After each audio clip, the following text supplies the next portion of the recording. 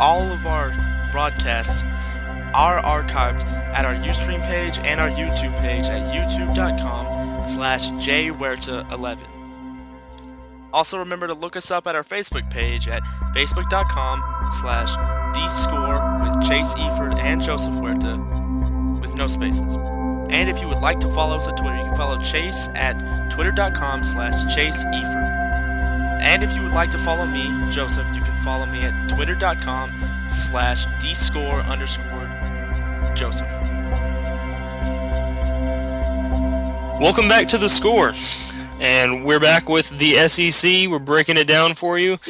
We're kind of experts on the SEC. Well, Tanner and I are because, well, Joseph is too.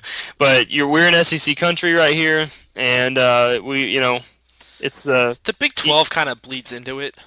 Yeah, oh yeah, the Big 12 bleeds into it because where we live specifically, we're in this area where you're either a Texas fan, an Arkansas fan, or an Oklahoma fan. Like that's just kind of how it is, I would say Texas fan. You gotta say LSU, but well, dude, there are a lot of trendy Texas fans here. Okay, yeah, that's true. Yeah, and like you got some LSU and Missouri sprinkled in there, and some Oklahoma State. Mainly Arkansas, Texas, and no use what you see down here. There's this one guy likes Duke. There's this one guy. Okay. All right. Okay. Well, we're gonna get to the SEC now. I started with the Vanderbilt Commodores, everyone's favorite team. Yeah. Hey, don't be dissing the Commodores, man. I'm not hating on the Commodores. The Commodores. Okay, Vanderbilt is What's that? I have Vanderbilt going 4-8. Okay, I have Vanderbilt going 5-7. That's actually impressive. Yeah, well, yeah. I mean, like their best season ever was like 7-6, man. That's like 2 wins away. That's like so close to going bowling. Can you imagine? Do you remember when they beat Boston College a few years ago? Do I remember that? Yeah. Yes. And like that crazy game where they had game day go to Vanderbilt for the Auburn game. They still play that on TV, dude. I love watching that game because it's just like that's never gonna happen again. That's never ever gonna happen. Okay. Last year Vanderbilt went 2-10, and I have them finishing in the SEC the exact same 1-7. Hey, Vanderbilt returns all 11 starters on offense? Yeah, that's why I have them improving. I mean, like, you got all 11 guys back. That's very impressive. I have them having some big wins against Connecticut. I have them beating Army. I feel like they're going to get up and they're going to beat Army because they beat Army last year. I'm pretty sure. Army. Did they lose to Army? Yeah, they did. Oh, that's right. They did lose to Army. I'm sorry. They lost to Army the past 2 years. Yeah, but I have them beating Army this year. I have them beating Kentucky and I have them beating Wake Forest. Yeah. I mean, you better watch out for Wake Forest. Something pretty good this year. Well, yeah. I had them losing to Wake Forest. Okay. Yeah, I felt like I felt like 5-7 was just about. Yeah, 4 or 5 wins is where I would think. 4 or 5 wins, yeah, and that's good for Vanderbilt considering they went. Yeah, but their national championship year, if everything falls in place, is 6 wins. I mean, well, you got to take into consideration they don't have the same coach as they did last year. Their coach was one and done. That's true. They have like got in and he got out, and so you got to take that into consideration when people say, "Oh, you guys are just hating on Vanderbilt." No, this is about right for them. How do you hate on Vanderbilt? Well, I mean, some people claim that you're just picking on the little guy.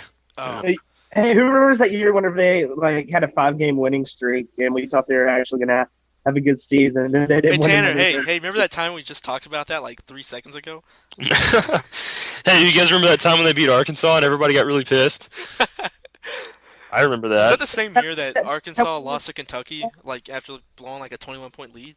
No, that wasn't that same year. That wasn't. No, that was 2008. That was 2008. I thought 2000. Okay, yeah, you're right. Because I was listening to it on the radio. Don't bring that up. Okay, speaking of Kentucky, I have them next, and I also have them finishing 5-7. Let's see what I have them at. Look, all right. I actually have them at 7-5. I have them 5-7 or 6-6. I'm gonna give them around 6 wins. 6-6 is where I think they'll be at. But here's what I'm gonna get this out of the way now. I have Tennessee. This is the only notes I put for Tennessee, Kentucky, and Vanderbilt. Still not there. That's all it is. Tennessee is still not there. They're about to get hit with infractions. Number 1. Oh, that's true. They are. Tyler Bray is not as good as Whoa! Don't even go there. He hasn't had a chance to completely show you yet. Okay. I mean, Okay. I dig Tyler Bray. From what I saw, he he did play well against North Carolina, but he still threw all those interceptions. He blew the game with interceptions still. Oh, okay. So are we gonna go back to our Jimmer Fredette conversation? No, no. What I'm saying is, like, you tried to hype him up because you liked what you saw against North Carolina. I'm saying I didn't like what I saw against North Carolina. It's just two different opinions, man. Yeah, that's true. Are we gonna go to Tennessee now? Are we going to Tennessee now? Well, they're the three bottom feeders of the conference, Well, dude. here's what I'm saying. I have Kentucky going 5-7 or 6-6. I have them going 7-5. And I have. Sorry, go ahead. are you ready to talk about Tennessee, or do you want to wait for? I mean, I don't know if we've moved on to that yet or what. Well, we can go ahead and move on to Tennessee. I actually have them finishing 7-5. Check this out. I have them losing 3 games. What? Yeah. Tanner, Tanner's smoking what I was smoking last year. Whenever I thought Tennessee was going to win the East. Yeah, because you did say that. Joseph, for the record, Joseph said that. Yeah, I did say that Tennessee was going to win the East. Tanner, who do you have them losing to? Let me see. Let me get them on ESPN.com. I gotta look at their schedule again. Okay, I'm gonna assume you have them losing to LSU, Alabama, and Arkansas. Yeah, that's it. Okay, so you think they're gonna beat South Carolina and Florida and Georgia? I do. Wow. Okay, that's really giving him something, dude. Okay, I have Tennessee going 7-5. It's a gut feeling. That's all. A gut feeling. I'm going with my gut. I have Tennessee finishing 7-5 with their biggest wins coming. I have them beating Georgia actually.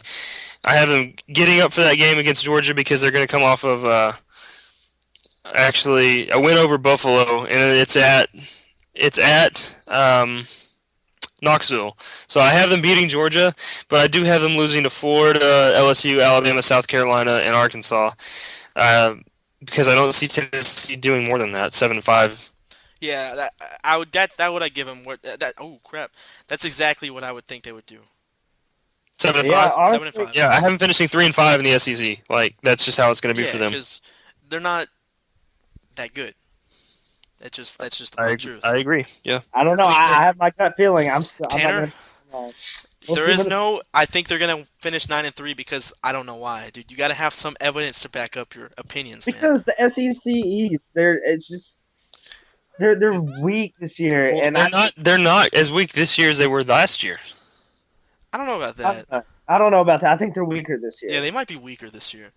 Oh, well, I think Georgia's gonna be worse. Florida's going to be worse. Kentucky's going to be a little better. Vandy's going to be a little better. But those are two teams that aren't going to win the division, obviously. South Carolina may be a little better. We don't know. They might regress because they're getting a new quarterback. Let's talk about that in a second when we get there. All right, I'm moving to Georgia. I have them finishing 8-4. That's about where I would put them. That's where I have them 8-4. I'm not drinking the Georgia Kool-Aid just because Of Aaron Murray. The biggest reason is Aaron Murray is good, but he lost AJ Green. Yes, he did. Yeah. That's the biggest thing. Is Aaron Murray? Yeah, he was great, but he did have that monster of a receiver to throw it to. I think Georgia will be exposed by Boise State in opening weekend. By Boise State? Oh yeah, Boise I have State. them losing to Boise State. Yeah, I do too. I think they will be exposed. Wow. I actually think Boise State's probably going to blow the doors off of them. Like I agree too. I think it's going to be like what we saw a few years ago, like Alabama versus Clemson, where Alabama came out of nowhere and just creamed Clemson. It's going to be just like that. Yeah, I would have to agree because Boise. Good. Boise's good. Yeah, that's the only thing you can really say about that. Boise's good, and Florida isn't as good. I mean, sorry, Georgia is not as good as people are thinking. I mean, people are drinking Aaron Murray Kool-Aid. Basically, what it is Aaron Murray. Yeah, like that's what they're thinking. They think they have the feeling on quarterbacks. Like, this is like a year. Like everybody has a new quarterback this year. It seems like it. Yeah, it's ridiculous. It's just young guys coming at who having to take over for older vets. So. Yeah. Okay, so Tanner, how'd you have Georgia doing? 8-4. 8-4. That's so about exactly what I had. Okay, now we're gonna move on to the Florida Gators because I have Florida going 9-3. That's really stretching it. You think it's stretching it? Yeah, because hold on. Let me see what Efurd at.